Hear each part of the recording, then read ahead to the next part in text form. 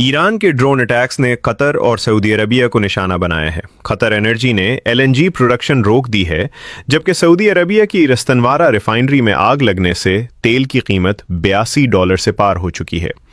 Gas और oil की कीमतों में इस इजाफे ने पूरी दुनिया को हिलाकर रख दिया है।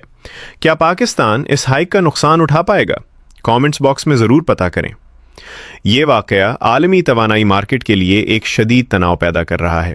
माहिरीन का कहना है कि आइंदा दिनों में तेल और गैस की कीमतें मजीद बढ़ सकती हैं। पाकिस्तान समेत दीगर ममालिक को अपने तवानाई के ज़खायर पर नज़रसानी करना होगी। ये सूरत हाल आलमी मईशत और सरमायाकारी के लिए भी एक चैलेंज बन सकती है। अब सवाल ये है कि पाकिस्तान इस बहरान से किस हद तक महफूज रह पाएगा और कैसे अपनी मईशत मुस्तहकम रखेगा।